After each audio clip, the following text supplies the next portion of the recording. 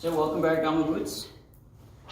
Today is going to be all kinds of interesting because we're going to go through the various realms of rebirth.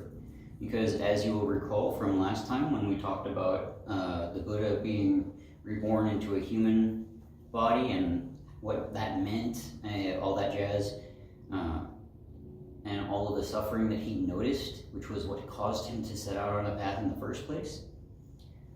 Well, we get to talk a lot about that today because the realms of rebirth or the realms of transmigration, there's a lot of material in there. And don't forget, in case I do forget, I probably won't, but just in case, there will be homework. I am assigning you homework, so keep that in mind. And the first thing that we're going to do is I have all of the realms kindly listed, as they usually are. I may have them out of order a little bit. You will see this image all over the place. This is the Baba Chakra, and you can look it up online, and you'll see all kinds of, the Tibetans are really good about building tankas with these on there. And you usually see Mara, with some fangs coming down here and some fangs coming up here, like he's got the whole cycle in his mouth. Well, who runs this show? Mara does, right? This is samsara. This is the realms of rebirth. And what does Mara want more than anything? For people to continue to suffer. And all of these realms have suffering of their own. Each one has its own unique suffering, right? So this is all Mara. The only way out of it is liberation, which is what the Buddha looked for and found, right? So before we even begin, those who are actually physically present in the room, you will recall that I lit the candles a little weird. And there is in fact a reason for that, right? So the reason for that is we're going to look at Buddhaghosa's explanation of samsara and how it works. Buddhaghosa is a scholar from very early in the Buddhist tradition. And exactly how the realms of rebirth operate, he talked about some in terms of candles. So we'll talk about that.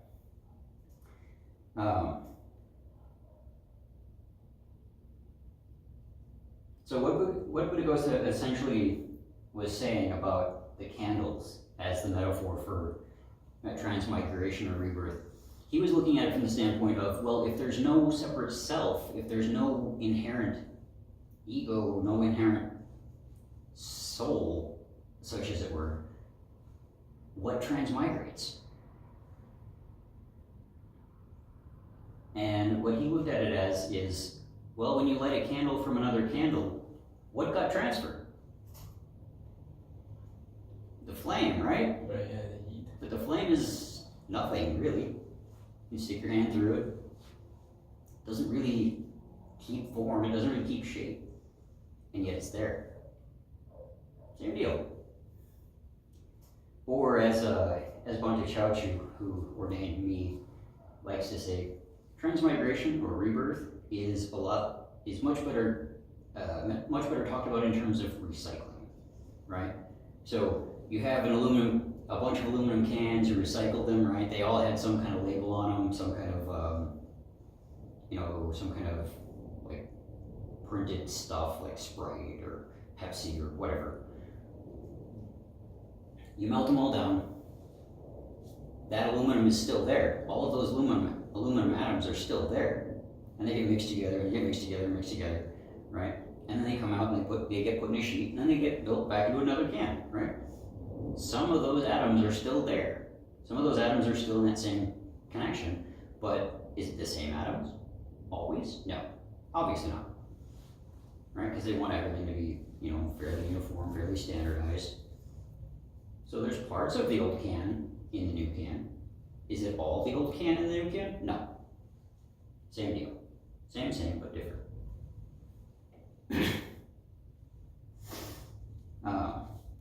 And we actually have lots of other examples of candles being important in Buddhism. Those who were present in the room, I had actually brought in, when I was doing the photocopying, I copied one of the more modern expressions of that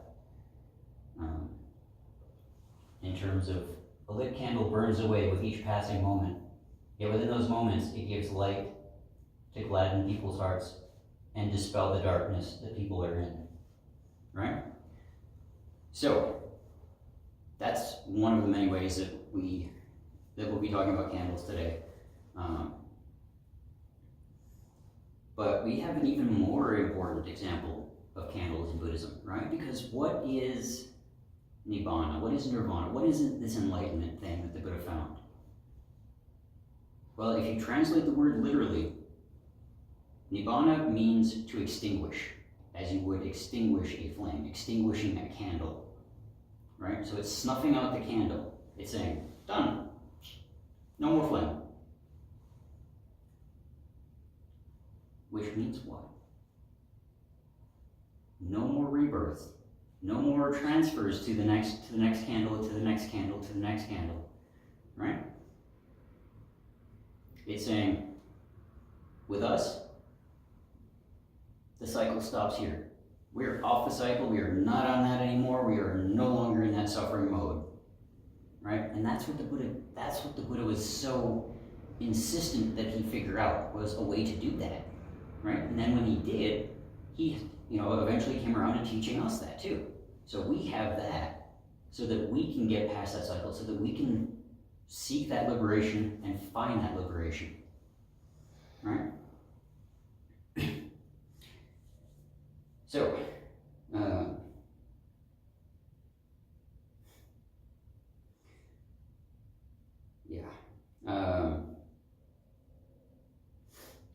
what does this have to do with transmigration and rebirth, other than what we've talked about a little bit?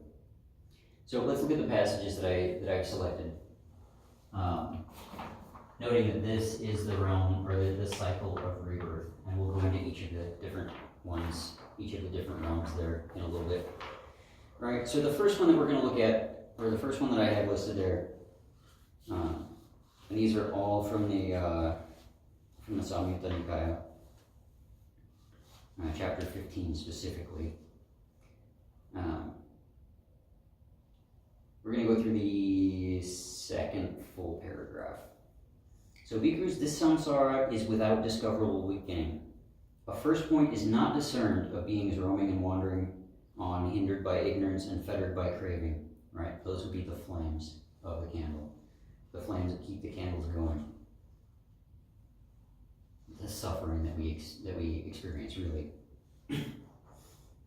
Right? Suppose, Bhikkhus, a man would cut up whatever grass, sticks, branches, and foliage there are in this Jambudvipa, which is this realm, this world, and collect them together in a single heap. Having done so, he would put them down, saying, for each one, this is my mother, this is my mother's mother, and her mother, and her mother, and her mother. Right? The sequence of that man's mothers and grandmothers would not come to an end, yet the grass, wood, branches, and foliage in this Jambudvipa would be used up and exhausted. For what reason? Because, Bhikkhus, this samsara is without discoverable beginning. A first point is not discerned of beings roaming and wandering on, hindered by ignorance and fettered by craving. For such a long time, Bhikkhus, you have experienced suffering, anguish, and disaster, and swelled the cemetery.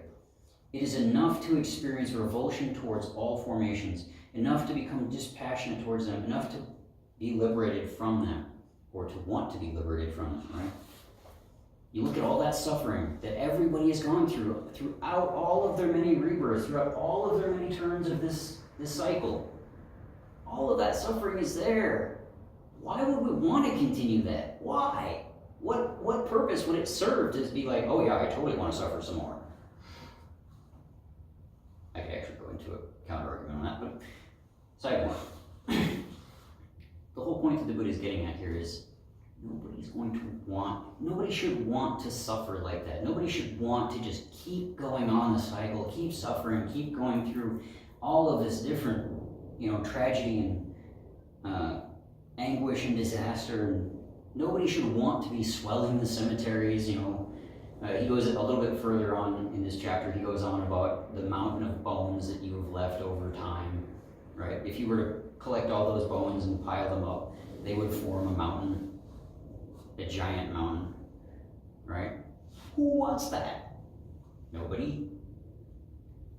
right? So our goal is to say, you know what, enough's enough, we're getting out of this. We're not doing this no more. We're changing course. We're totally liberating ourselves from that. We're freeing ourselves from that madness. So, the next passage is really one super long set of passages, really. The 5 destination repetition series. Right, so what the Buddha is getting at with all of these, and this is where we're going to probably break off. I left these here so that you could kind of see what the Buddha is talking about, but we're going to go into it more in terms of what I've got here, because each of these different realms that he's talking about, you know, the human realm, the animal realm, the Deva realm, the hungry ghost realm, you know, the hell realms, multiple hells, by the way, lots and lots of hells. Yes. Oh, it's so crazy. There's actually a theme park in Thailand with nothing but all of these hells. I kid you not, it's Disneyland, but hell. That's a thing. It really exists. I kid you not, it's a thing. But side note, we're getting off track here. So all of these different realms that the Buddha is talking about, there's a lot of different ways to be reborn, right? There's a lot of different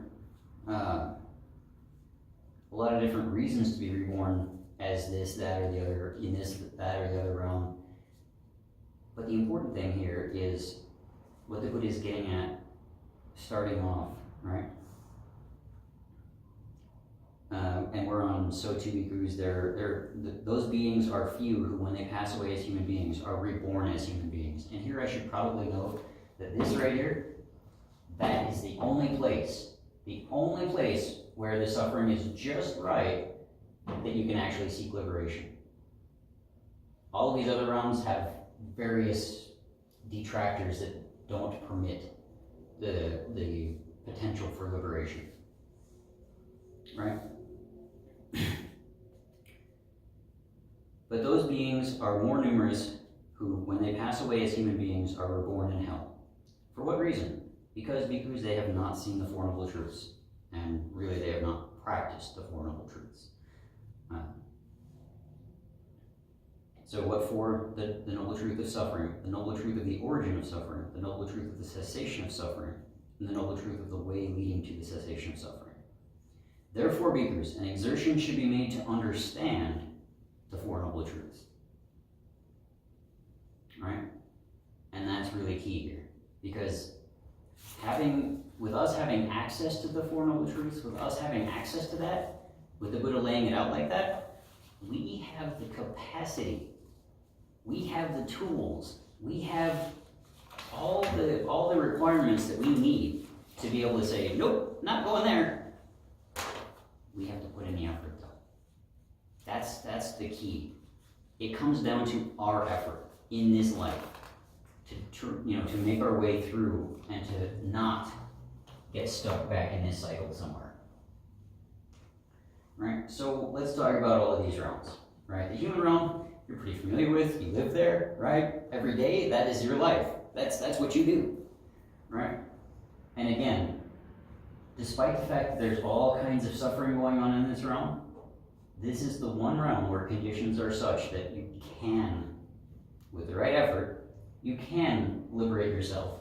You can, in fact, say, okay, this cycle keeps going, nope, I'm off here. So that's the only exit sign in the whole deal? Yep, the only exit. So let's talk about what kind of suffering goes on in the human realm. I mean, really, it's everything. You get a whole mix of everything from arrogance to greed to anger to all the classics, lust, all that jazz, envy, everything. You can find all of that here. So all of the suffering is here. Why would that not be? What do we have here in the heavenly realm that would keep them? I mean, it's a bunch of gods, it's a bunch of deities, it's a bunch of angels and devas and super advanced beings that live super incredibly long lives.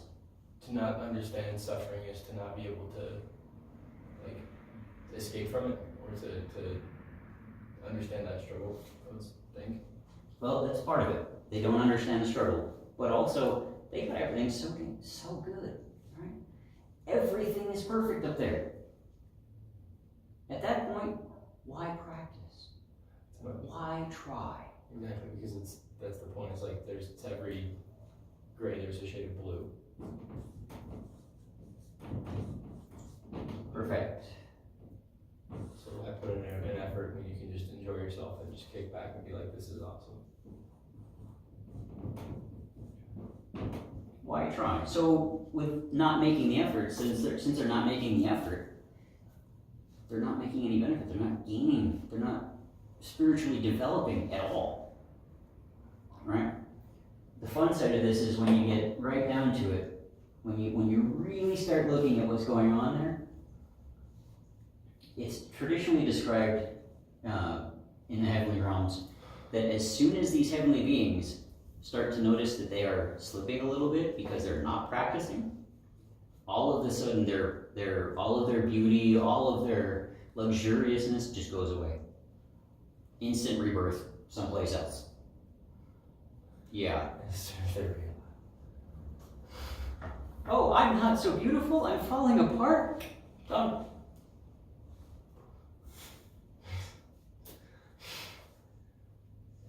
Or I should probably say that's what kickstarts their next rebirth is that exactly. So what happens here? What's going on with the Ashas? Demi deities, it says. Mm-hmm. So like, in what sense demi? Like human. So Ashas are traditionally described as warring deities. So these are deities who their whole thing is fighting.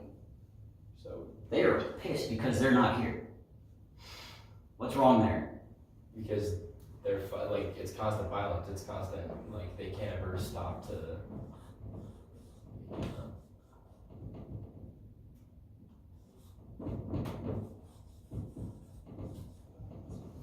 Because the thing is, like, if you're fighting all the time, you're not doing anything else but fighting. You can't grow spiritually if all you're consumed by is hate and envy for something you don't have. Mm-hmm. There's no levelness there. Right. So yeah, there's a lot of anger here.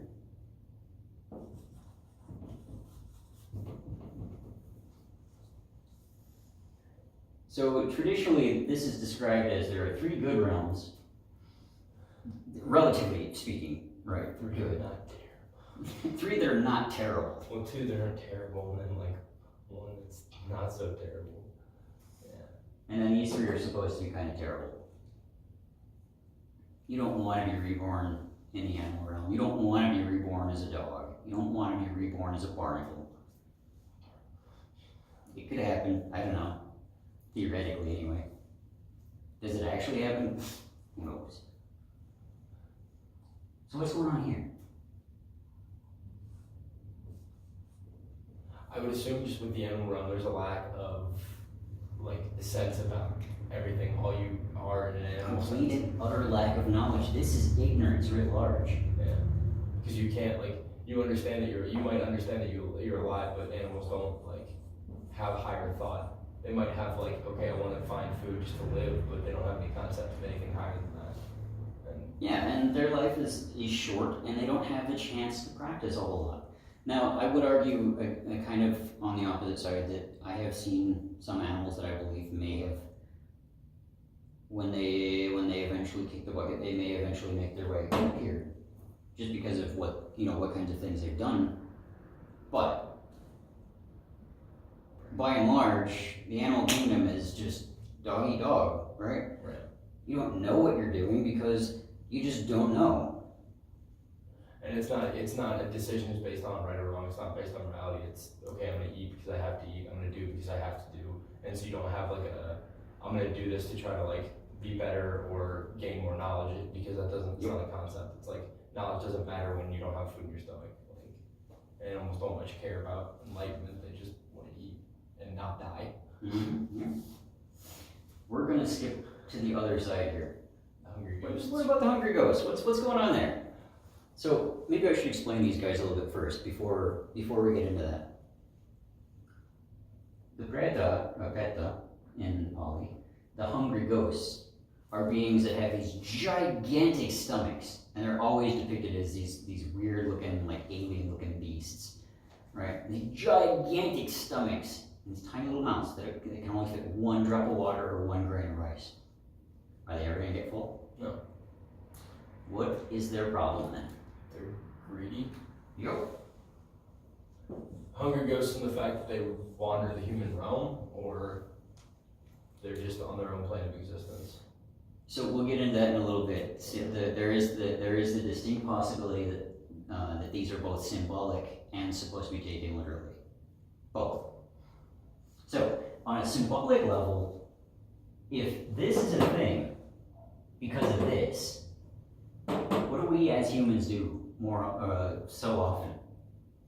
We get greedy, don't we? We want more. We want more. Right. What you're going to go and suffer is what you're going to do if that's the case, right? This is maybe a moral tale of saying, yeah, you're going to be greedy. You're going to get your results. You're going to get some, the results of your actions are going to be that you're going to suffer through that. It might just be a morality tale. Who knows? But yeah, that's their problem, is they are greedy. So right now, on this board we have all 3 of the traditional 3 poisons, right? We have greed, we have anger or aversion, and we have ignorance or delusion.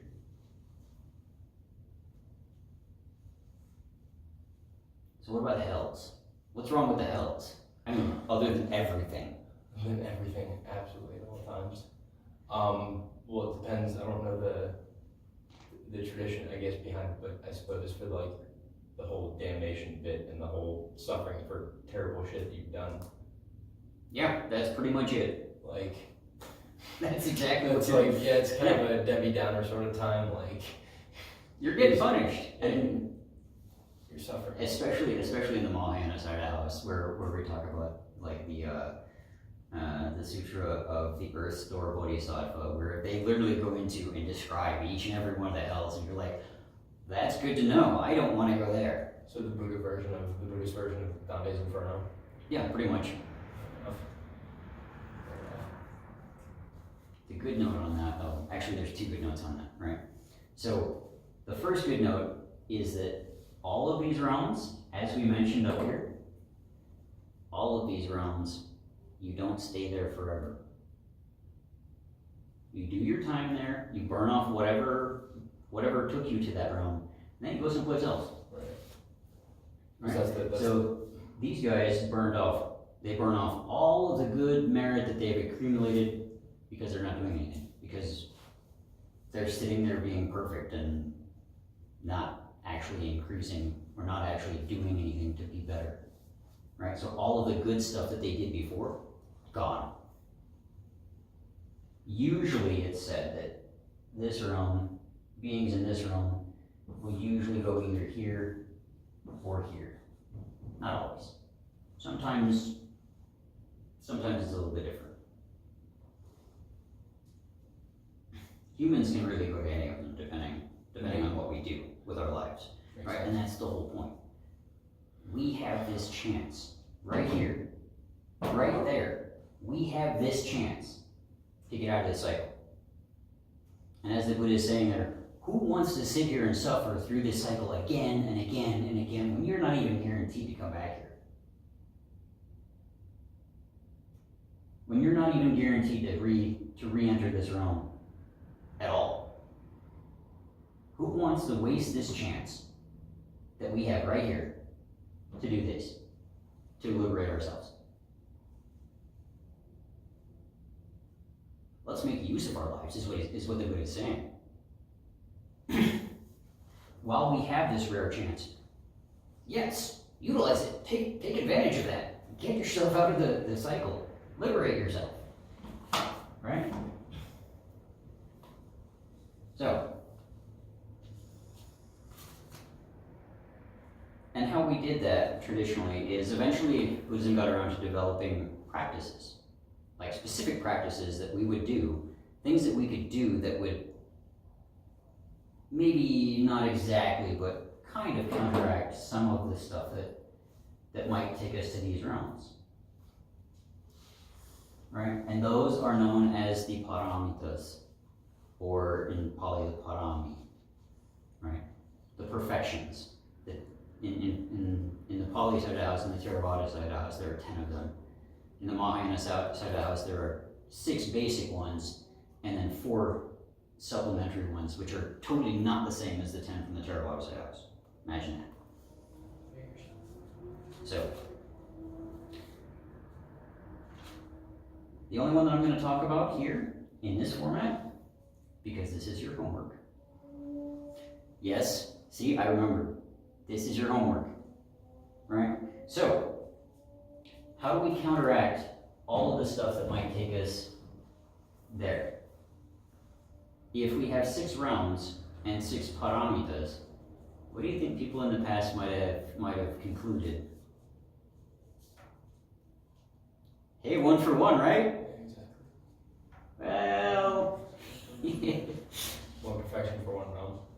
Everything has a theoretically, yeah. In reality, well, maybe it doesn't quite work out so well. So, It's never that simple. the homework is I'm going to explain the perfection that is said to work for the hungry ghosts, right? So, if they're greedy, then the first perfection out of the 6, and you're going to have to research the 6 on your own. That's part of the homework. I'm not going to give you all of them. I'm just going to give you one, the first one. So, the first perfection is known as the perfection of dhamma, or generosity, usually also translated as the perfection of giving. Right? This does not have to be material giving. And I should be very clear on that one. It does not have to be material giving. It does not have to be you putting money to get stuff to people. It can be spiritual giving. It can be something so simple as helping somebody see something that they didn't, right? Utilizing the Dharma to help somebody out, right? So we have this generosity. You're being generous, right? So you're not greedy. Counteraction. Generosity kills greed.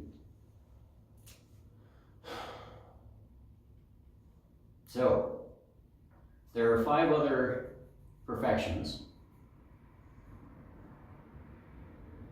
and there are 5 other realms. Your homework then, and I actually wrote this down so that I would remember it. So for this to work, I need you to look up the 6 paramitas. Once you've done that, part 1, and this is 2-part, part 1 is to write them all down on whatever paper you have, maybe an index card or notebook, something. Right? And you need to think about how you are practicing each of these perfections. Or if you're practicing them. Maybe you're not. Who knows? I'm not you. I don't know what you're doing on a day-to-day basis. Maybe generosity is not your thing and you're just kind of living it up for yourself. I don't know that. Noting, of course, that perfection implies that we're not there yet, but we're working on it. We will always be working on it, right? The more you do, the better you get at it. Or in terms of like sculpture, right? The finer the sandpaper, the more detail as you can get, the smoother the surface that your carving will be, right? Will it ever be super 100% perfect? No. Will it come very, very, very close? It can, with the right effort, with the right. The carving will become super smooth with the right sandpaper. you will become super, super close to that perfect state with the right effort at these perfections. So that's part one. That's part one. Part two. Compare the 6 realms and the 6 paramitas and see if you can find a way to organize them such that they match. Right? So like I did with generosity matching against greed.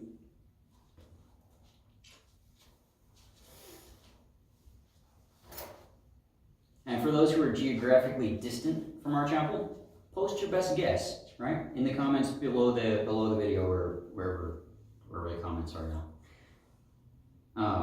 And I'll read them out next week, because next week we're going to go through the perfections, all 6 of them. And I know, I usually don't do this. Usually I try to do like one at a time. I'm doing them all. We're doing them all. And one last instruction for this homework: no cheating by looking it up. By looking up what may have already been written on this exact topic on the internet. The whole point of this, the whole point of me having you do this homework is so that you can reflect on your own on what these mean and how they operate and how you can utilize them in making your own efforts, at the perfections, right? This is not, oh hey, somebody on the internet said this is this and this match and this and this match. No. This is, okay, well, I see this and this kind of matches with this and this kind of matches with this. Maybe I need to be doing this and this and this, right? This is a tool for you to utilize. So you got to do the work. So, there's your homework. I've been going on for an incredibly long time, and I probably shouldn't have. So I think I'm going to end it there. So, damit gut zurück.